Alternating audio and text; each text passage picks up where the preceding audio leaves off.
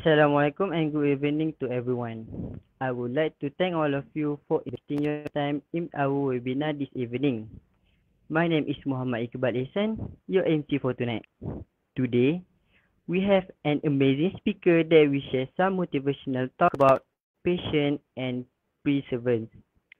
I welcome our speaker this evening, Sir Hafizuddin Kamaluddin, lecturer from Sarawak Matriculation College. Hi, Assalamualaikum warahmatullahi wabarakatuh. Good evening. Waalaikumsalam. Alright, everyone. How are you guys? For your information, our webinar today is organized by the Innovation Bureau of College Tengku Chancellor KTC. We will be having a session on today's webinar, which is the first session is the sharing session, and the second session is the Q&A session. You may share this live to your friends and don't forget to like this live. We hope that all of you will get many inputs from this sharing session. You may jot down the tips that you get from his talk. And if you guys have a question, just drop your question on the comment section below so that we can discuss it in the Q&A session later. First and foremost, before we start our sharing session, I would like to introduce to all of you about our speaker today. Sir Hafizuddin Kamaluddin, or known as Sir Po, got his bachelor's degree of biological science in University of Warwick, England, a master degree of environmental science in University Malaysia Sarawak. Currently, he is a lecturer in Sarawak Matriculation College for almost 8 years. Without further ado, I would like to welcome Sir Po to give his talk. You may continue. Right, thank you. Okay, Assalamualaikum warahmatullahi wabarakatuh and very good evening. Okay, so izinkan saya untuk bercakap dalam bahasa Malaysia.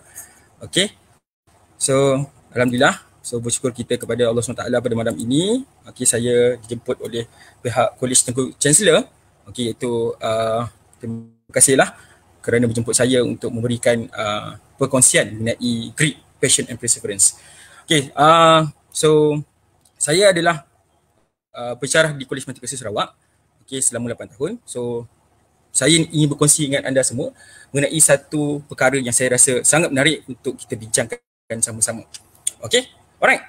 So pertama sekali adalah benda yang saya nak tekankan adalah no one is going to love you if you don't love yourself. So perkara tersebut, yang ni adalah perkara yang paling penting sekali dalam kehidupan kita, sebab siapa yang nak kata jaga kita, yang paling penting sekali adalah kita, diri kita sendiri. Okay.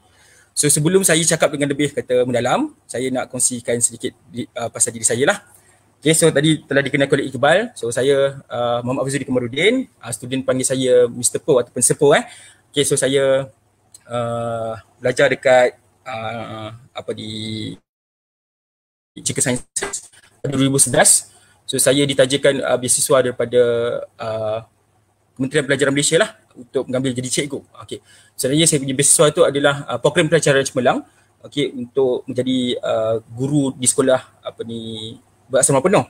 Tetapi sebab sekolah berasrama penuh, cikgu masa itu dah agak ramai, so saya telah ditawarkan untuk menjadi pensyarah di Kolej Matrikulasi Sarawak.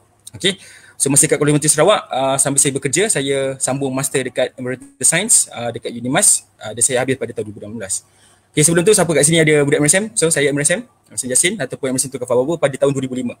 Okay, so MRSM saya adalah yang pertama sekali di Malaysia lah pada tahun tersebut. So jika sesiapa yang rasa nak add saya ataupun nak kenal dengan saya dengan dalam, anda boleh add saya dekat IG, okay, itu Popo588.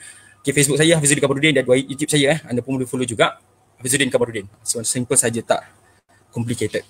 Okay, so malam ini saya bukanlah seorang kata counselor ataupun saya bukanlah seorang yang kata pakar dalam bidang ni. Sebenarnya saya ada berkongsi ni berdasarkan pengalaman saya dan pandangan saya terhadap para pelajar lah. So saya telah mengajar daripada tahun 2013 hingga 2021 lah ni. Okay, so saya dah mengajar tu lebih kurang dalam 8 tahun. So saya dah berada di Kolej Matrikulasi Sarawak ni sejak saya umur 24 tahun. Okay, so saya dah mengajar dekat sini, so saya agak lama lah. So saya sangat mengenali pelajar-pelajar saya daripada age 18 sampai 19. Bila dia berada di Kolej Matematika Sarawak tu, saya sangat mengenali mereka lah. Dan saya juga dapat rasakan apa perkara ataupun masalah-masalah utama yang ada dekat student ketika age yang ada sekarang. So saya sekarang selalunya saya akan attach juga dengan student-student saya daripada age yang lahir 1995, sekarang ni ada yang lahir sampai tahun 2002. So itu range yang saya kenal lah. Dan diorang memang add saya kat IG ataupun kadang ada mesej saya dekat WhatsApp. So memang range itu saya kenal lah apa masalah dan situation yang ada. Okay, jom kita sembang pasal kehidupan. Okay, kehidupan kita ni especially waktu COVID ni dia sedikit berbeza. Saya tak kata kehidupan kita dekat waktu COVID ni lebih senang. Dan saya sendiri secara personal, saya kalau jadi pelajar, saya rasa beban yang ada waktu ketika COVID ini double. Okay, dia tak semudah yang kita sangkakan sebab saya pernah tulis satu status kat Facebook. Okay, saya kongsikan dengan kawan-kawan saya. Cuba kita fikirkan apa yang berlaku ketika kita berada di age student sekarang ni. 24, 23, 22, 20, 19 ataupun student matrik sekarang. Dia punya situation dia sangat berbeza. Dia tak sama macam kita dulu. Okay, untuk orang-orang yang berusia, age gap ni dia tak nampak lagi apa masalah yang ada ketika age yang muda ni. Sebabnya contoh yang kita ada online learning, kita ada kelas yang cancel, kita ada jauh dari kawan, kita kena duduk kat satu tempat, kita tak ada bergerak. Kita sepatutnya waktu universiti adalah waktu yang kita bebas untuk kita bergerak sana sini. Kita tak bergerak, lepas tu kelas online berderet-deret, banyak kelas, macam-macam mood yang ada. So kita nak hadap situasi ini, dia agak tough. Okay, so kenapa saya akan share grit, passion and perseverance ni? So dia sangat berkaitan dengan apa yang kita bicarakan pasal COVID-19 tadi.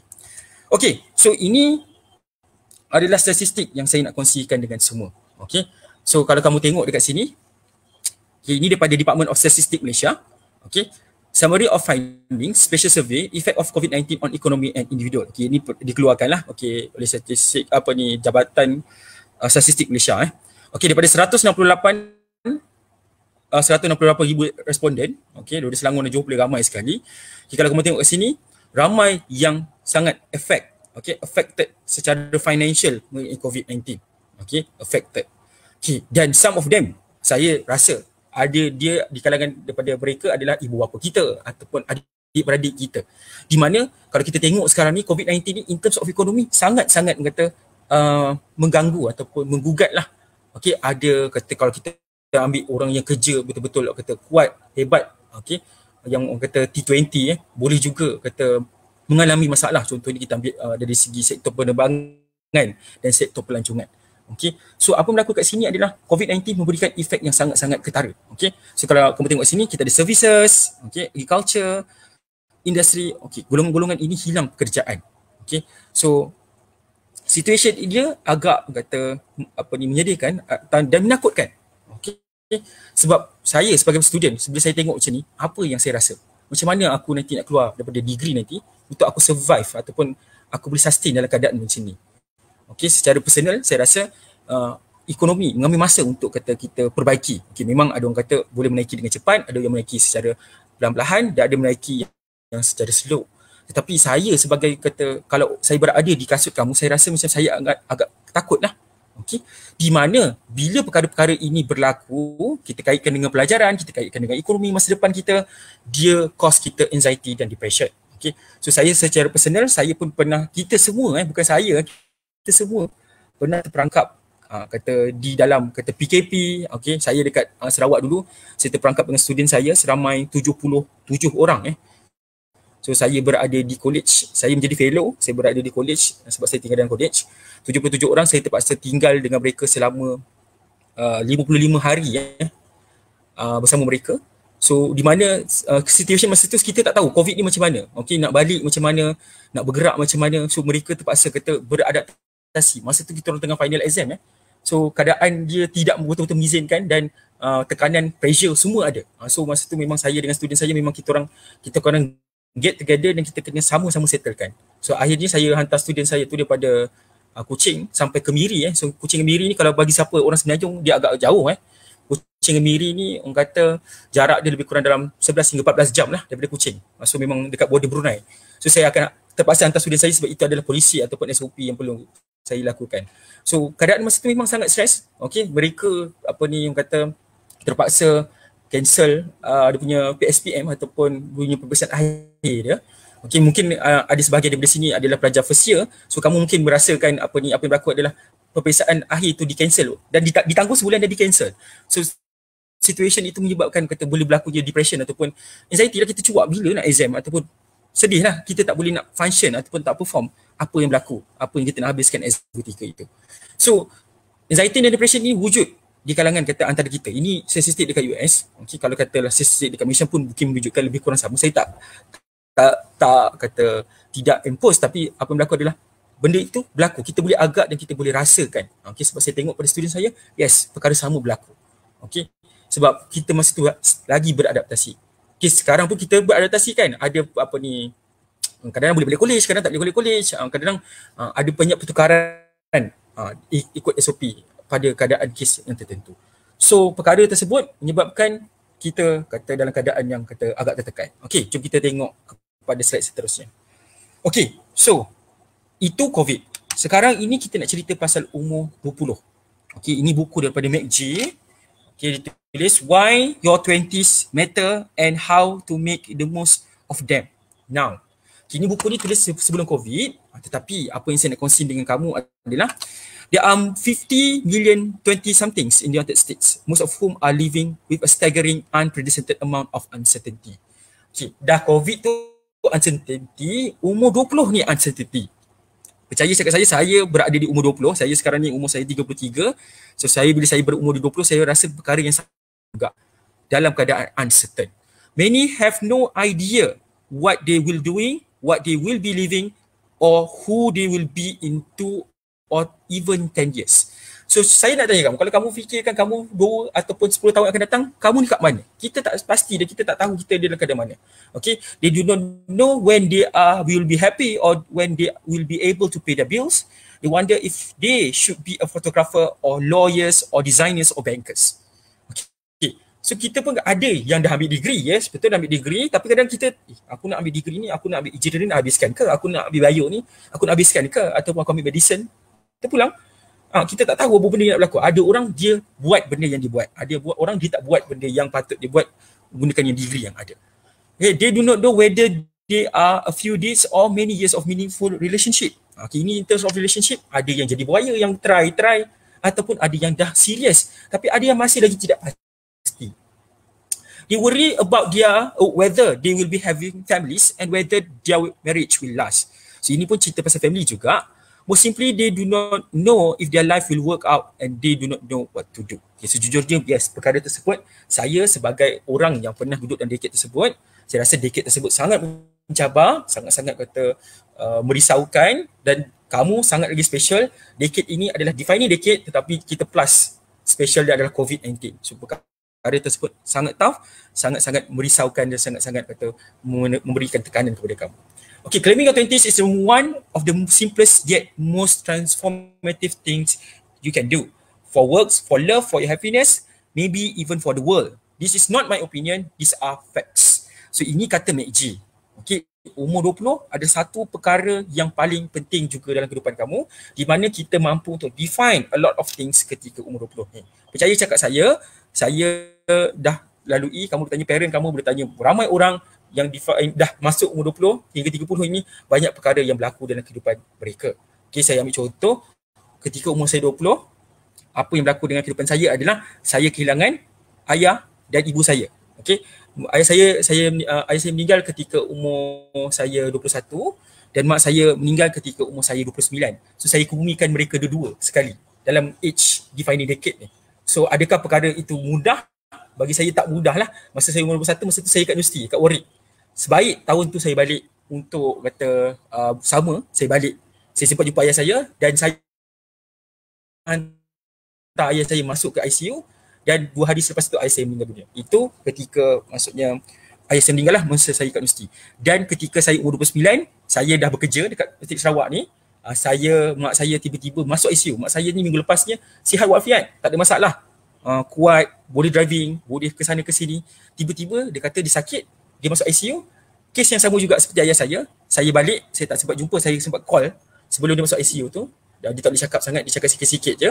Lepas tu saya balik, petang tu juga saya sampai dekat Melaka dan saya jumpa dia dan saya jaga dia selama 1 hari, esok dia meninggal. Okay, so perkara tersebut adalah dia sangat kata memberikan kesan, kata memberikan satu lubang yang besar dalam hati saya jugalah. Okay, macam mana saya nak adapt? Macam mana dalam situasi macam tu saya nak adapt dalam keadaan yang agak menekan? Okay, so di mana kita tengah define diri kita, so keadaan tersebut sangat-sangat menekan. Okay, reality, life is simple. It is just not easy. So kata apa ni, word ni sangat menarik. Kehidupan kita simple tetapi dia tak senang apa yang kita rasakan. Kalau kita tengok cerita Korea, kita tengok kata kehebatan, kata watak tersebut kan. Watak tu macam ni, watak tu macam ni, watak tu jadi polis, watak tu jadi kata apa ni tentera, waktu tu jadi kata CEO, cebol-cebol yang kaya-kaya tu. Memang semua nampak perfect. Okay, tetapi kehidupan kita yang sebenarnya luar daripada drama Korea, luar daripada drama Melayu, luar daripada semua cerita Hollywood, drama kita punya kehidupan kita ni agak berbeza. Dia simple tetapi dia tidak mudah seperti yang kita mahukan.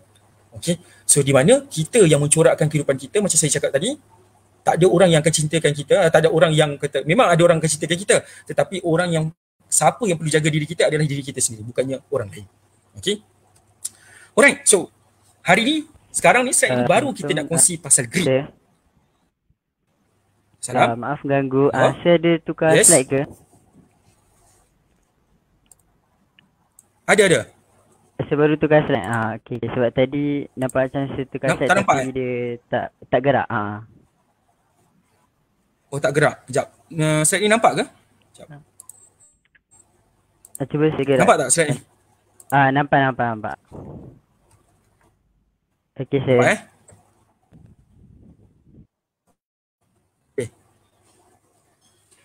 sekarang ini kita nak cerita pasal grit. Okay, grit. So kalau sesiapa yang belum pernah dengar, so lepas talk saya ni saya cadangkan anda untuk Google grit tu apa. Okay, tapi saya akan terangkan grit ni. Okay, so ini adalah Dr. Angela Duckworth. Dia sangat-sangat passion. Saya nampak cara dia cakap, cara dia terangkan pasal benda ni sangat-sangat menarik dan sangat-sangat entertaining. Dia cerita dalam talk 6 minit dia dalam TED Talk. Okay, pasal grit ni. So perkara yang dia nak ceritakan ni sangat-sangat menarik dan sangat-sangat yang kita nak kaitkan dengan kehidupan kita, di mana apa dia cakap, passion and perseverance for long term and meaningful goal. So apa yang kita nak cerita kat sini adalah passion and perseverance untuk kita capai long term and meaningful goals. Okay, so ini adalah keyword pada grit tu sendiri. Okay, macam mana passion, iaitu kita punya semangat ataupun kita punya kehendak kita untuk sampai tu, dan perseverance, macam kita nak tahan untuk kita achieve long term and meaningful goals. Okay, saya pernah cerita dekat student saya, kehidupan kita ni sebenarnya dia bukan maraton. Dia bukannya sprint. Okay, sprint dan maraton. So sprint dan maraton ni apa bezanya? Sprint ni kita lari jarak jauh, laju, cepat, sampai terus menang. Maraton kita kena maintain pacing. Saya pernah lari 21 kilo. Saya tak adalah kata laju, saya ni berat juga. Saya lari 21 kilo. It's not really easy. Okay, tetapi kita kena maintain, kita kena kuatkan supaya kita tak terciduk dekat ujung. Okay, ataupun kita cramp ke, ataupun kita kata mengalami masalah ke. Sebab 21 kilo tu satu jarak yang agak jauh jugalah. Bagi sesiapa, hebat ke, kuat ke, itu adalah satu isu juga untuk menghabiskan 21 kilo. So macam mana kita nak pastikan kita punya passion, kita punya semangat yang kita nak benda tu, perseverance, kita nak bertahan untuk kita habiskan benda tu. So grit ni menerangkan mengenai perkara tersebut. Okay, jom kita bincangkan apa dia itu grit. Okay, so Profesor Angela tadi tu, ataupun Dr. Angela tu tadi, dia menerangkan mengenai dua perkara. Okay, yang pertama sekali dia buat kajian dekat Scripps National Spelling Bee. So Scripps National Spelling Bee ni, apa yang berlaku adalah dia kaji contestant yang menang apa ni spelling bee tersebut. Okay, spelling bee ni bukannya spelling bee yang cikai-cikai, ni spelling bee yang sangat-sangat kata hebat lah di peringkat national dekat level US. Okay, di mana apa yang berlaku adalah siapa yang the most grade. Okay, contestant with the most grade were the ones who advanced to the final. Okay, advance to final. not because they were smarter or naturally slide tak nampak Kejap saya try tukar sekejap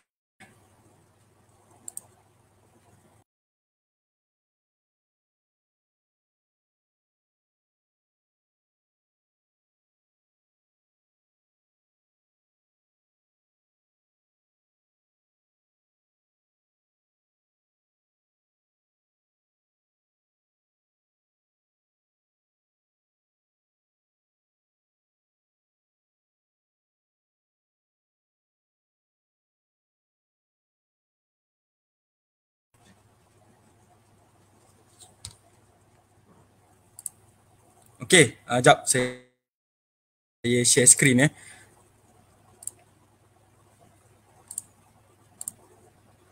Okay, nampak slide Okay, boleh tak? Nampak slide tak?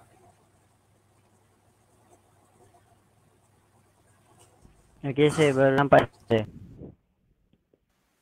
Nampak Okay, sebab saya takut sebab tadi saya share screen. Okay, share screen lebih stable Okay, so saya cerita balik. Boleh ni? Okay. So, nampak slide. Okay, so saya hide kan. Okay, so apa yang berlaku adalah Dr. Duckworth tu dia mengkaji people yang ambil spelling bee ni. So apa yang dia ceritakan, apa kajian dia jumpa tu adalah people yang have most grade were the ones who advanced to the final, not because they were smarter or naturally better spellers, but because they has studied and practiced more than others. So apa saya letakkan kat sini adalah bukan orang yang pandai ataupun orang yang kata betul-betul kata ada talented yang boleh buat spelling bee ni sampai habis, sampai dia menang. Adalah orang yang study dan test ataupun buat latihan banyak compare daripada others. Itu untuk National B. Dan kita tengok juga pada West Point Cadets. So West Point Cadet ni adalah kata macam maktab tentera dekat Malaysia ni. Okay, dia adalah satu maktab tentera yang hebat West Point ni, sebab dia latih semua tentera-tentera US yang paling hebat, panglima-panglima ataupun tentera-tentera yang hebat. Okay, so latihan dia agak kata keras ataupun latihan dia agak kasar. So kamu rasa siapa agaknya yang orang boleh survive? Selalunya orang cakap orang tough, orang yang kata ada agility yang kuat, orang yang kuat dari segi kata dia punya knowledge dia. Okay, so kita tengok grit matter more than intelligence, leadership abilities or physical fitness. So apa kita nak cerita kat sini adalah grit ni lagi penting daripada kepandaian, dia punya kepimpinan dan daripada dia punya kekuatan fizikal dia. Okay, sebab the cadet with grit just did not quit. Okay, orang yang ada grit ni dia tak quit, dia complete sampai habis, dia buat sampai habis, compare daripada orang yang kurang grit. Okay, ini dua kajian yang Dr. Angela Duckworth buat. So grit ni adalah the ability to stay focused on achieving your long-term goals. It's about sticking with the things that are important to you. Okay, itu maksud grit. Kita ada ability untuk kita stay fokus, untuk kita capai kita punya jangka masa panjang punya apa yang kita nak. Okay. Dan apa yang kita betul-betul paling penting sekali dalam kehidupan kita. So apa yang berlaku kat sini adalah yang saya nak tekankan. Bila kita cerita pasal grit, kita boleh fokus. Tak kisahlah ribut ke, taufan ke, benda yang apa yang berlaku dalam kehidupan kita, kita boleh fokus terhadap satu perkara yang kita nak, iaitu benda yang selalunya long term. So bila kita cerita long term ni, macam saya cerita tadi, the race of the life is the marathon, not a sprint. So bila not a sprint, kita punya kehidupan ni macam marathon, kita kena sabar sebab jarak dia jauh, kita tak boleh dapat instant. Sebab sekarang ni semua benda instant. Apa yang kita nak instant? Kita lapar, buka locker ada Maggi. Kita lapar, buka phone ada GrabFood. Kita tak tahu benda, kita Google, cari. Kita semuanya on your fingertips. Tetapi tak semua benda kat dalam hidup kita ni on fingertips. Contohnya apa? Masa. Contohnya apa? Usia, tenaga kita. Okay? Kita tak boleh nak replenish macam tu je. So apa yang berlaku kat sini adalah kita kena kadang take it easy, kita kena slow-slow sebab kehidupan kita ni bukannya sprint, dia adalah marathon. So apa marathon buat? Dia jaga pace. Kalau letih, kita tidur. Kalau kita mampu untuk give extra effort, kita put extra effort. Kalau kita letih lagi, kita slowkan pace kita sampai kita ke matlamat kita. Di mana matlamat itu cukup pada masanya, bawah cut down, maksudnya kata cut down kadang 3 jam setengah, 21 kan. 21 kilometer. So bawah countdown, so maksudnya kita mampu untuk capai waktu tersebut. Bukan sprint. Sprint ni macam mana? Kita ni racing. Racing laju nak sampai kepada point yang kita nak tu. So ini adalah kehidupan yang kita nak tengok lah. Okay, kita nak on marathon, bukan sprint. Okay, so saya nak cerita apa yang berlaku terhadap diri saya ketika saya buat master. Okay, so saya grad pada Warwick pada tahun 2011. Okay, di mana masa kat Warwick tu saya juga ditawarkan untuk membuat master dekat dalam Science, Media and Society, tak silap saya. So satu subjek yang saya rasa menarik bagi diri saya, dia menceritakan sains dengan kata society. So saya tak ada nak fokus pada sains, saya nak fokus kepada macam mana sains ni kita boleh gunakan dalam society. Okay, so saya cari beasiswa masa tu dan Warwick dia tak adalah dapat boleh supply semua sekali, tetapi apa yang berlaku adalah Warwick boleh supply ataupun boleh kata berikan beasiswa separuh, tak silap saya, kepada diri saya. Okey, tetapi apa yang berlaku adalah kamu kena ingat saya ni ditaja oleh kerajaan Malaysia, di mana saya ni perlu ada bond lah. Okey, so ada banyak masalah. Saya fikirkan kalau saya buat kat Warwick memang akan ada banyak masalah dan it's not really easy untuk buat. Tetapi saya memang niat saya, yes, perlu ada master. Okey, so saya balik pada Warwick, saya sambung ikut apa sponsor saya cakap. Sponsor saya KPM kata, okey Cik Hafiz, anda kena buat diploma pendidikan. So kena buat diploma pendidikan dekat IPG. So saya buat, di mana 2012 saya habis saya punya DPLI ataupun KPLI, iaitu kursus perguruan lepasan ijazah.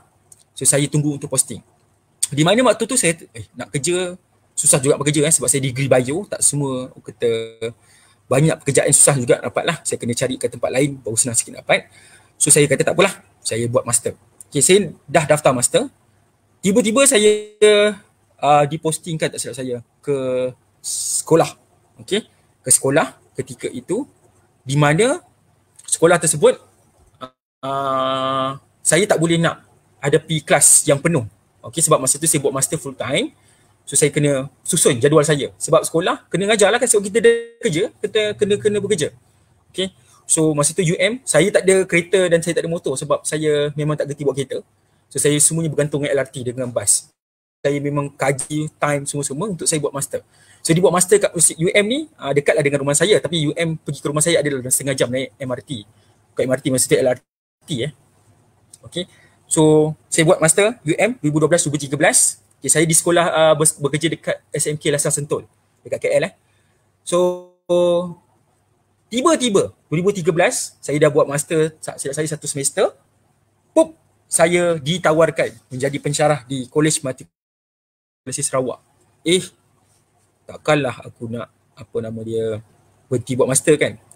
Tapi dia ada masalah pula. Bila saya bekerja di Sarawak, macam mana saya nak berulang-alik sebab kelas dekat UM ni selalunya ketika itu kelas dia waktu petang, okay, kadang 6 sampai 9 dan jarang ada kelas hujung minggu. So kalau hujung minggu pun certain subjek je sebab saya buat coursework So saya rasa it's not possible me to do that, okay, untuk buat master kat UM.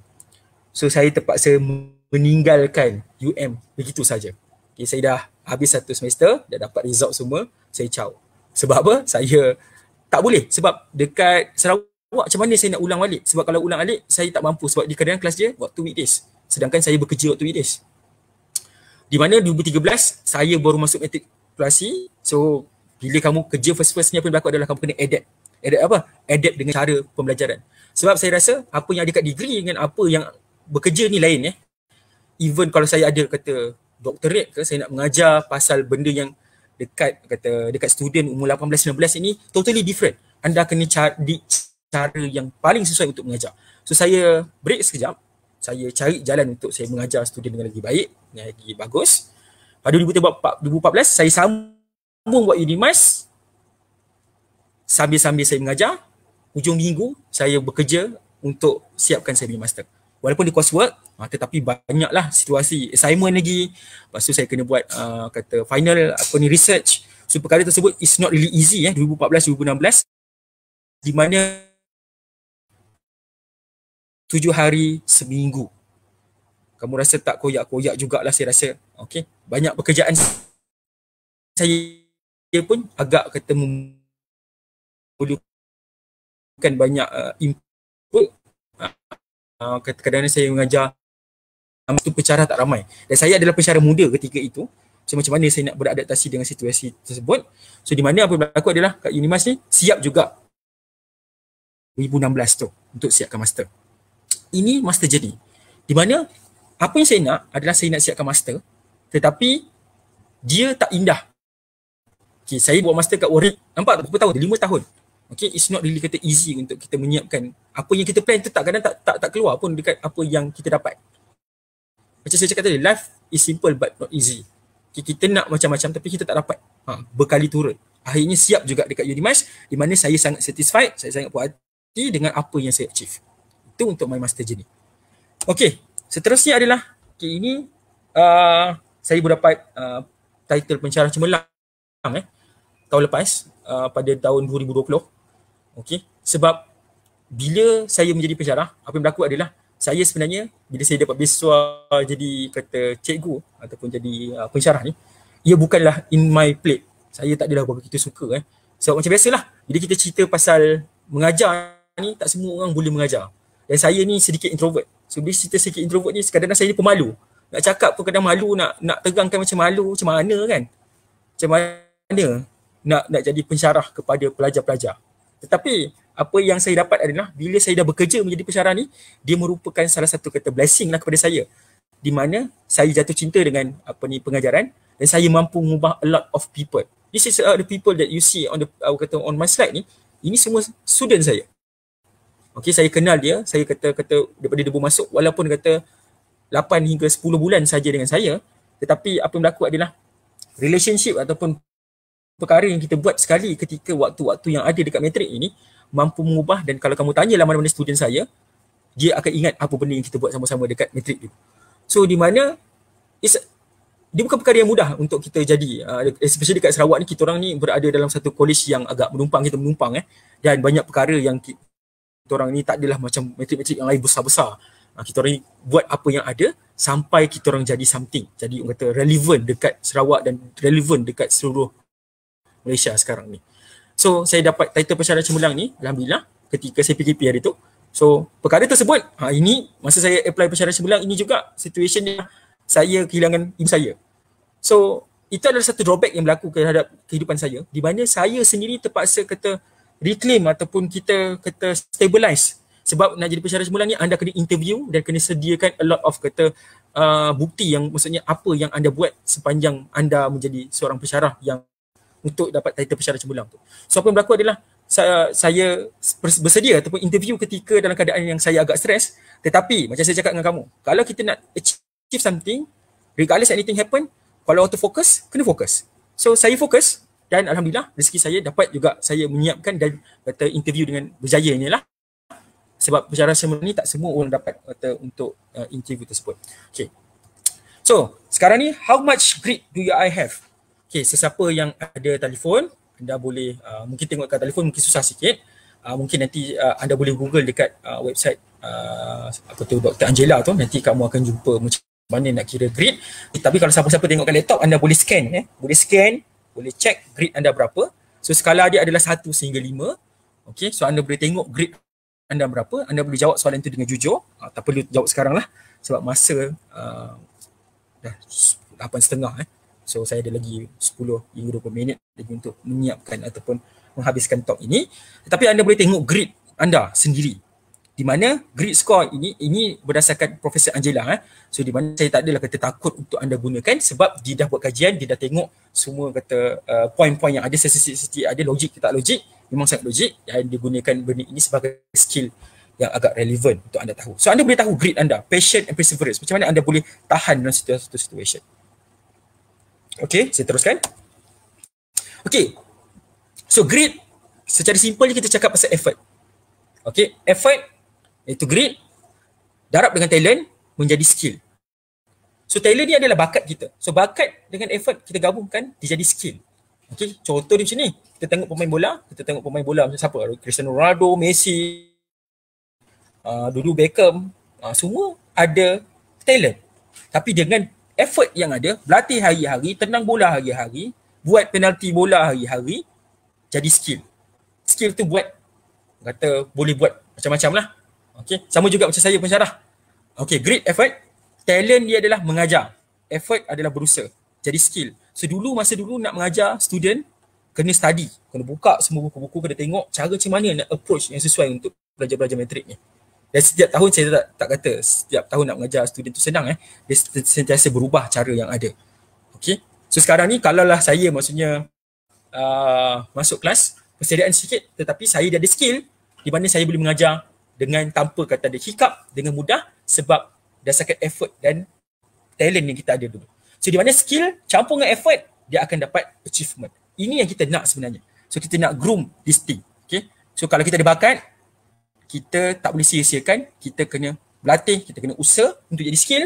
Skill campur effort baru jadi achievement. So perkara tersebut bukan mengambil masa yang mudah, mengambil masa yang sekejap, tetapi dia mengambil masa yang agak kita lama lah untuk jadi. Okay, so saya nak jadi pensyarah, nak mengajar dengan mudah, mengambil masa sehingga kita bertahun-tahun. Even sekarang pun saya rasa saya perlu tambah baik dan saya perlu kata study lagi, kata cuba benda-benda baru untuk memastikan penyampaian saya lagi bagus. Okay, macam mana kita nak tumbuh kita punya grit? Ni tumbuh bahasa Melayu, grow your grit. How to grow your grit? Macam mana kita nak develop kita punya grit? Okay, so Profesor Anggela juga mencadangkan beberapa benda. Yang pertama sekali, kita tengok benda ni. Okay, kita ada dua situation. Kita ada launching student dan thriving student. So, saya pernah jadi student. Macam-macam saya pernah jadi. Saya pernah jadi ambil A-level, saya pernah ambil degree, saya pernah masuk matrik sekejap, saya pernah kata belajar master. So, saya dah tengok. Dan situationnya mungkin sama, mungkin berbeza daripada kamu. Saya tak nak cakap apa yang saya ada sekarang ni sama dengan kamu pun tak boleh juga. Tetapi kita nak cerita pasal karakter. Okay, so masa saya A-level dulu, saya memang duduk dengan student-student yang agak hebat. So kawan-kawan saya ni di Kolej Yayasan UEM di Lembah Beringin, semua student top Malaysia berada di kat situ. Dia ambil medik, dia ambil engineering. So takut jugalah. Dan diorang ni kadang-kadang bila ambil A-level tu diorang dapat top in the world. Duduk sebelah saya top in the world dan kata top in the world in mathematics. Waktu matematik tu tak study pun tak apa, dia boleh kata boleh buat kimia ke, dia boleh buat subjek lain ke, ataupun dia tengok macam zaman korang tengok phone ke, dia boleh survive, dia boleh dapat A mathematics tu macam tu je. Itu waktu matric ataupun untuk A-levels lah, which is saya rasa sangat cool, sangat hebat lah. Tetapi saya sebagai student yang biasa-biasa ni, apa yang berlaku adalah kita kena ubah ataupun kita kena taat ataupun kita kena cuba terciduk ke, tak tahu ke, kena buat juga. Di mana kalaulah kita ni fix mindset, tak boleh lah, koyak lah, tak boleh tengok dia yang habis, ataupun tak tahu nak buat apa, fokus on weakness, aku ni bodoh, aku ni tak boleh buat benda ni, ataupun of goal, uncertain, tak tahu macam mana self-control. Low self-control ni benda yang saya nampak juga kat ramai kat student-student yang baru-baru, age yang baru muda-muda ni, tak boleh kontrol nak main game. Game tu adalah benda yang kita kena sehari kena at least sejam 2 jam kena push rank. Benda ni berlaku. So kita ni thriving student ataupun kita nak jadi something, kita kena pergi dekat direction ataupun benda yang kita nak. Contoh dia growth minded, optimism, kita cuba untuk achieve apa kita buat, focus on strength. Saya ni matematik lemah sikit, so saya kena cuba untuk memastikan matematik saya ni dapat lulus dengan cemerlang ke, dengan biasa ke. Grit juga, kita nak tekan kepada grit dan self control. Kalau orang main game, power, janganlah pula kita tak power ni main game. Kita kena control kita punya diri. Ini perkara-perkara berlaku dekat universiti juga lah. Saya tak cakap semua ada yang berusaha, ada tak berusaha, tetapi self control ni penting untuk diri kita. Okey, yang pertama sekali adalah pursue your interest. Apa benda yang kamu minat? Apa yang kamu nak buat sebenarnya untuk increasekan grit ni? Okey, mungkin dekat universiti ataupun dekat degree kadang kita tak nampak benda-benda ni, tetapi macam saya cakap dengan kamu, degree, tetapi kamu kena adding up, kamu kena spice up kamu punya diri ni. Waktu umur 20 hingga 24 ni adalah perkara yang paling penting juga dalam kehidupan kamu. Sejujurnya saya banyak bentuk diri saya pada umur 20 hingga 24. Cara critical thinking, cara saya berpakaian. Kalau dulu kamu tengok, saya tak boleh tanya student saya pernah post gambar saya masa saya dekat A-level. Rupa memang sangat pelik, rupa memang tak terurus, rambut macam mana, apa semua, tak kisah pun. Tetapi kita kena belajar grooming, kita kena belajar cara cakap dengan kemas. Tak boleh cakap macam saya tadi, terciduk apa lagi. Kita kena cakap secara standard, secara macam mana profesional. So, kat sini adalah kita apa yang kita nak. Di mana interest kita ni ada macam-macam. Contohnya masa saya dekat degree dulu, saya belajar buat video, saya belajar tangkap gambar, dan di mana interest itu help saya untuk bantu saya dalam kehidupan saya, especially dalam saya punya teaching jugalah. Itu yang pertama, pursue your interest. Di mana, okay, ini yang berlaku dalam kehidupan saya last year. Okay, so saya buka saya punya YouTube channel, daripada subscriber saya berapa orang saya tak ingat berapa, 20 orang, 30 orang. Itu subscriber tu tak ada benda pun, itu subscriber yang siapa tak subscribe menjadi hingga 2.47, sekarang dah 2.48 lah. Okay, asalnya 2,800 subscriber. Di mana apa yang saya buat adalah saya buat video YouTube. Di mana waktu saya PKP hari tu, saya tak boleh balik Semenanjung. Saya beraya kat Sarawak seorang-seorang, sedih jugalah.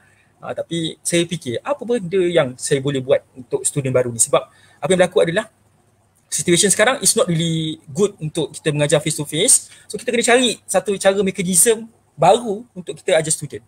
So saya cakap, okay, saya suka minat tengok satu YouTube ceritakan pasal geografi, sejarah yang complicated, tapi dia buat pakai animator yang agak smart.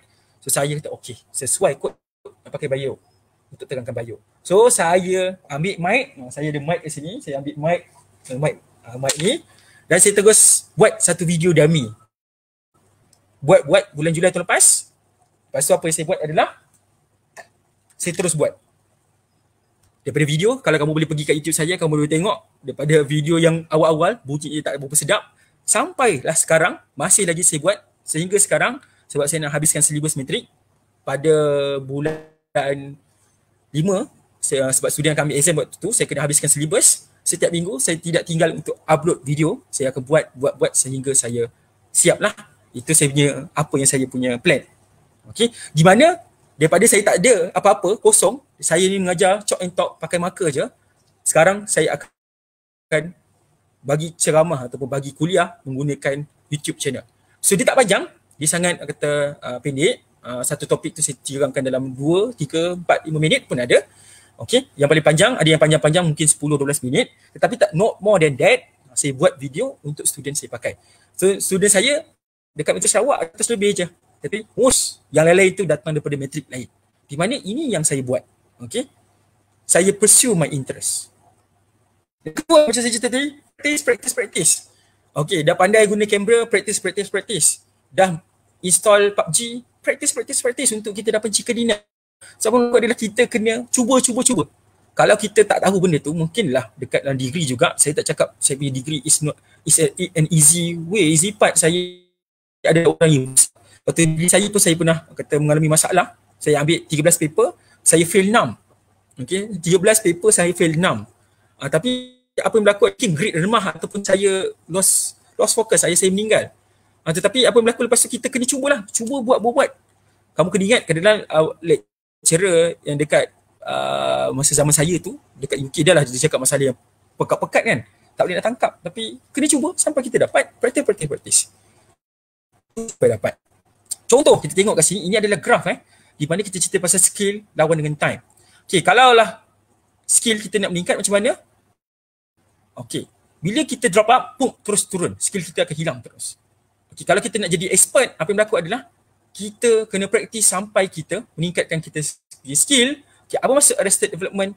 Yang ni kita tak boleh kembangkan diri kita. Maksudnya kita terlalu sangat control our mind. Kita tak berani nak mencuba. So dia jadi plateau ataupun dia jadi rendah lah compare pada world class expert. So skill kita ni kita kena groom. Kita tak boleh biarkan macam tu je.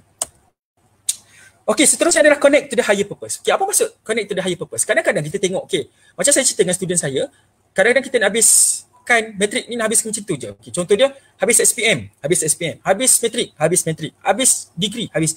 Kita ni macam main game tau. Satu level. Tapi sebenarnya kita ni nak achieve something dalam kehidupan kita, which is kita nak jadi orang yang lebih bagus, boleh survive dalam kehidupan kita, which is benda tu yang kita nak tengok. Di mana kita bukan ikut level. Sebenarnya SPM, A-level, degree, kehidupan kita umur 20 ni semuanya saling berkait. Di mana kita kena connect to the higher purpose. Takkan kita just nak connect dengan kehidupan kita je, diri kita saja. Kita kena achieve something yang kita bagi sebagai meaning. Okay, contoh dia, sekarang ni kita cerita pasal pleasure. Okay, so bila kita dapat pleasure, kita pergi kepada passion. Passion ini contoh dia, sekarang ni kalau saya nak buat video YouTube tu tadi, takkan saya nak cerita dekat student saya sahaja. Saya boleh share dekat student yang memerlukan, ataupun kamu kalau jadi kata ambil degree, dah grad nanti, apa yang kamu boleh sumbangkan kepada society, kepada masyarakat, kepada dunia. You guys need to achieve more. Kita tak ada duduk, kita tak ada lipat ataupun kita duduk dalam kita punya kerangka pemikiran je. Kita kena fikir untuk reach dengan kamu. Bila kita nak share something, kita nak kalau kita share something, contoh saya share dengan kamu. Sebenarnya kadang-kadang saya boleh rasa gembira, saya rasa puas hati. Kenapa? Saya share apa yang saya ada, apa happiness yang saya ada kepada semua orang. Kod-kod kalau siapa-siapa yang kat sini kata terbuka hatinya ataupun cuba dapat yang terbaik, dia akan lebih bagus. Contoh saya share dengan student saya. Kadang-kadang saya ni banyak membebel, saya banyak cerita dengan student saya. Tetapi kadang-kadang bila kita tengok student tu daripada something jadi ubah jadi something, dia adalah satu kegembiraan yang tak boleh diceritakan. Dia tak ada cerita pasal sijil ke apa, pasal pesara cemerlang tu ke pasal apa, tak ada. Dia cerita pasal hati dia yang rasa gembira yang amat. Sebab kita share, kita dapat ubah something, dapat bantu orang. Yang tu nama dia adalah connect to the higher purpose. Okay. Nombor 4 adalah growth mindset. So bila kita cerita growth mindset ni, kita cerita pasal macam mana kita nak membangunkan minda kita ni. Kita tak boleh tutup. Okay. Kita duduk satu tempat, kita duduk. Okay. Contohnya saya berada di Matrikulasi Sarawak 8 tahun. Okay. Kalau saya tak duduk stagnan, tak berubah, tak mengalami tak change something, dia akan jadi stagnan. Okay, dia akan jadi macam lopak air yang jadi kotor, jadi busuk. So apa yang berlaku adalah kita sentiasa berubah, cari perkara-perkara yang kita mampu untuk achieve atau untuk kita reach. Okay, so kalau kamu tengok growth mindset dengan fixed mindset ni, okay, fixed mindset ni adalah failure is the limits of my ability. So maksudnya kita terlalu fix. Aku tak boleh buat, kawan aku pandai, ni penat, tak boleh buat yang ni, letih, kelas jauh, online learning. Growth mindset, apa yang ada, yang kita boleh dapat, kita boleh tweak, boleh gunakan dengan lebih bagus, yang kita perlu buat. Saya tak cakap saya ni perfect, saya pun manusia, saya pun kata bukan orang perfect, tetapi kita kena cuba. Contoh, ini saya, okay, saya suka travel sebelum COVID dulu, saya berjalan ke sana sini, okay. So masa saya kat UK, yes, ada sedikit masa dan sedikit ruang, pergi jalan dengan siapa? Jalan dengan member-member. So saya dah cerita dengan kamu, umur saya 33 kan. So habis saya buat master, saya ada sedikit kewangan, saya mampu sikit ada masa sedikit, saya jalan. Adalah seorang kawan saya tu memang saya bawa backpacking. Hari-hari kalau kata, cuti jom pergi backpacking. Yes, pergi backpacking. Ini bukannya itu yang mahal, tak ada. Kalau kamu tengok nampak ni, saya nampak bantal lebih kurang sama je. Sebab saya backpacking. Yang ni mungkin dah saya letak bag kat tepi. Tetapi saya backpacking, saya akan bawa bag yang ni. Ini je yang barang saya bawa untuk saya backpacking. So yang kat bawah ni kalau kamu nampak ni, ini saya buat Trans Scandinavia. Saya buat seorang-seorang. Okay. Mana pada tahun 2017, okay, saya start untuk backpacking seorang kat Luang Prabang ni. Saya buat seorang-seorang. Kenapa? Kawan saya dah kahwin. Saya dah tak ada kawan. Saya nak cari-cari yang baru pun saya dah malas lah, tak apalah. Jalan seorang-seorang senang. Okay. So kalau lah saya letak limit, cari kawan baru. Boleh cari kawan baru, tak ada masalah. Tapi saya letak limit, takutlah, tak nak backpacking.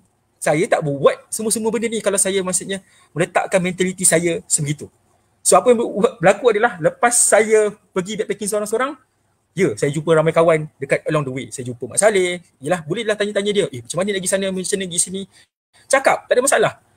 Saya cakap English kampung, bukan cakap English yang perfect pun. Tetapi diorang nak willing untuk help. So saya cari route baru. Saya buat. Tak ada masalah.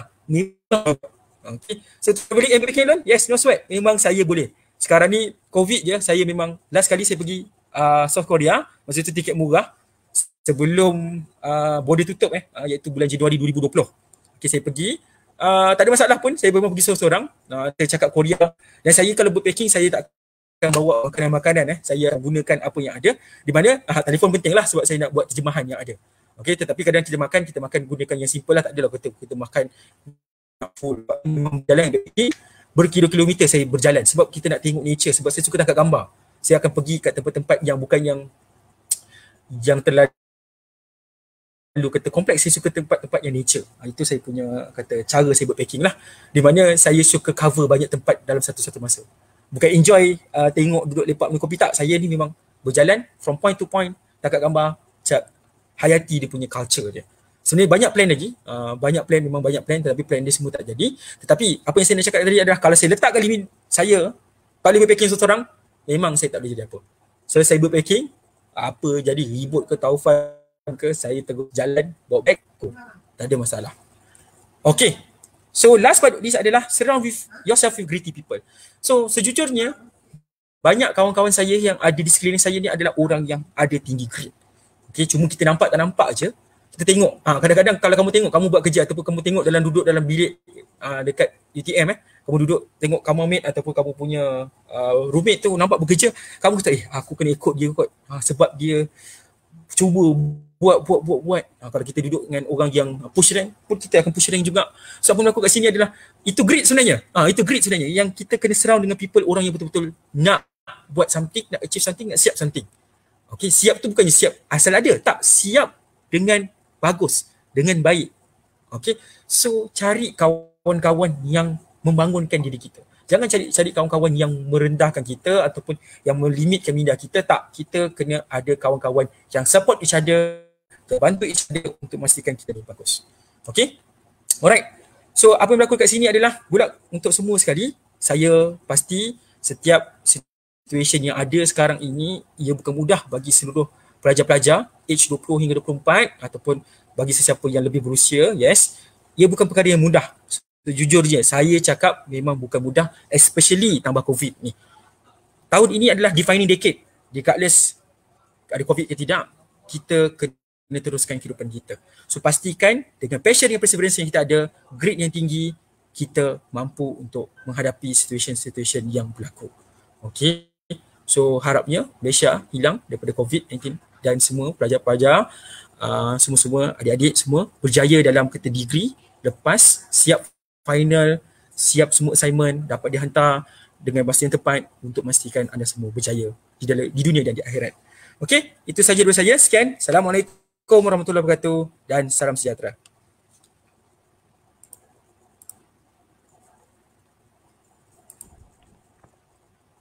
Alright, thank you Serpo for sharing your interesting experience that relate to this topic.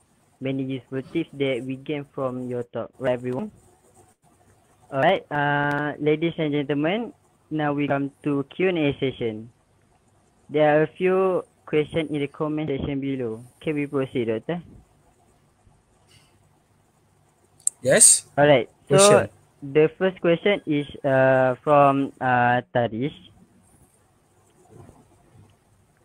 Saya rasa cara apa yang sesuai bagi melakukan sesuatu benda dengan konsisten dan tidak putus semangat. So apa pendapat saya?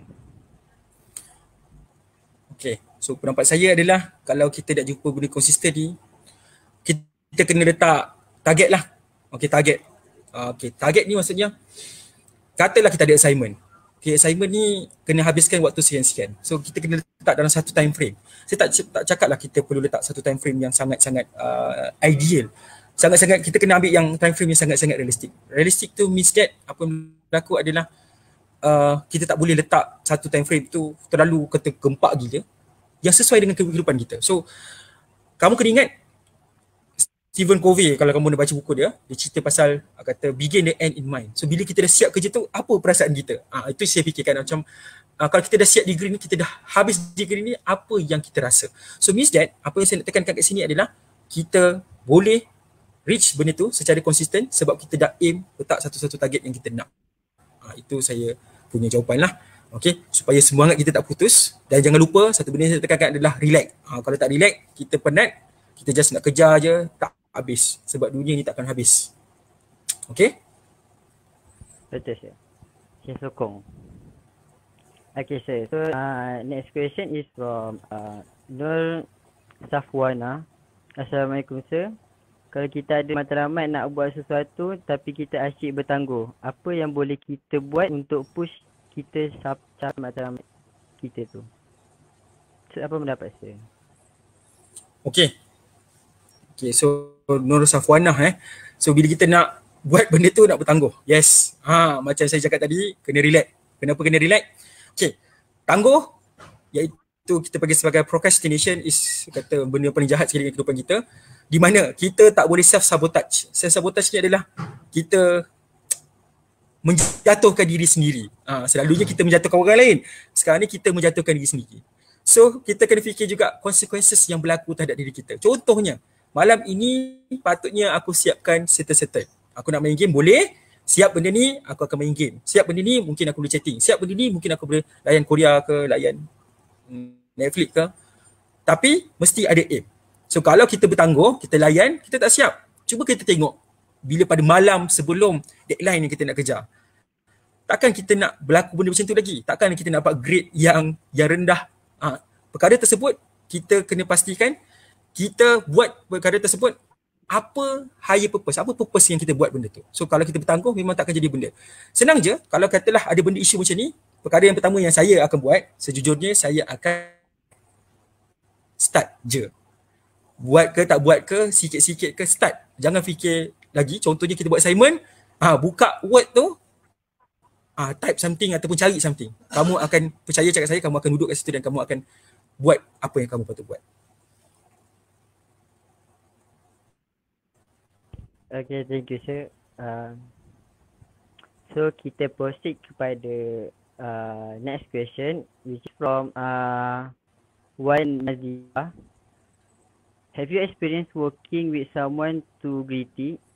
If yes, what are the negative impact to the community or student for this situation?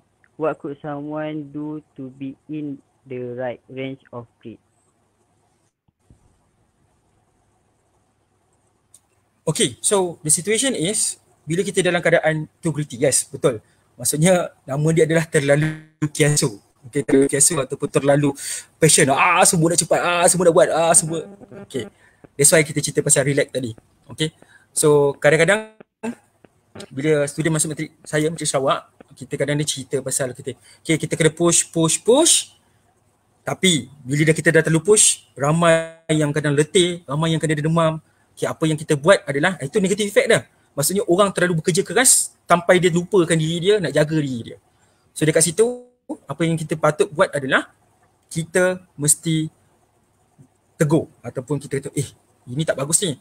Sekarang ni, katalah terlalu bekerja keras buat latihan pum, tak relax. Tak boleh ni, kena relax, kena berehat. Sebab macam saya cakap tadi, life is not a marathon. Life is not a sprint, it's a marathon. So kita kena chill, kita kena tenang. Benda kita patut buat, kita buat. Lepas tu kita relax, kita kena relax. Itu saya nak tekankan. Yes, memang kita itulah the right amount of greed. So macam tak terlalu lebih, tak terlalu kurang. Faham saya. Okay, so we proceed to the last question, which is from Siti Safira. And people said lebih mudah cakap dari buat. Safira. People said macam mana betul? Lebih mudah dari buat. Macam mana stay positive and confident untuk teruskan journey in even banyak halangan yang datang. Siapa pendapat? Okay, betul. Saya rasa saya bersetuju. Situation ini is not really easy. Maksudnya saya boleh bercakap, saya memang boleh bercakap. Okay. Tetapi situation dia, yang ada kat kamu, kalau kamu tanya saya, susah tak keadaan COVID dengan keadaan degree sekarang? Degree ke, master ke, PhD ke? Susah weh. Tetapi macam saya cakap tadi, sekarang ini saya boleh share the tools. Tools tu maksudnya adalah apa yang ada yang saya boleh share, the passion yang ada, semangat yang ada ni kepada kamu. Tetapi yang gerakkan dia adalah diri kita sendiri. Macam mana kita nak diri kita ni go beyond. Sebab kalau saya nak cerita, saya tak ada berada di kursi ataupun di kasut kamu sekarang ni. Yang ada dalam kasut kamu tahu nak tweak macam mana. Kurang tu, kamu rasa kamu perlu improve yourself on that part, yes, you need to do that. Okay, kalau kamu rasa kamu kena improve on this part, yes, you need to do that. Kalau kamu rasa kurang on this part, yes, you need to do that. Sebab tak ada siapa lagi nak buat kat kita yang kena buat diri sendiri. Macam ayah saya cerita, okay, saya punya situation family saya is not really easy. Saya tak cakap you guys punya situation sama dengan saya. Tetapi itu adalah benda push yang menjadikan saya untuk saya bergerak. Okay, saya nak kongsikan kamu satu kata-kata sebelum kita habis ni. To get what you love, you must be patient with what you hate. Kamu boleh Google perkataan ni.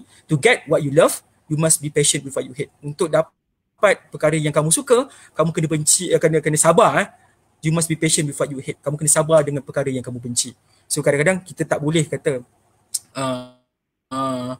bertahan dengan perkara-perkara yang kita benci. Contoh negative thought, kita punya kawan kita annoying, kadang-kadang macam-macam kena marah ke apa, tetapi kena ingat perkataan tersebut, kita kena patient, kena sabar. Yes, dia akan kacau mental, yes, dia akan kacau kita punya emotional, yes, dia akan koyakkan kita, tetapi kita sendiri yang menentukan. Kita kontrol apa yang ada dekat kita, dekat surrounding kita.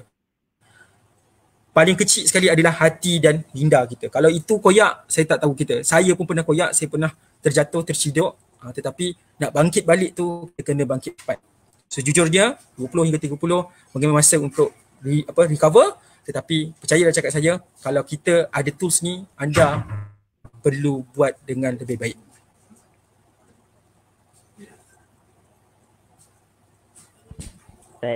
Thank you sir for answer that question. Alright everyone, it look like our webinar today has come to the end. I would like to thank you again to Sir for sharing so many useful tips. I also thank you to all of you for joining and lend your ears from the beginning until the end. We hope our future become better by applying these tips. Thank you to all of you who support our program from the beginning until from the morning until tonight. We hope you guys can get many inputs from today's program. Till we meet again in the next webinar with more interesting topic that organized by KTC. Alright, thank you. Bye.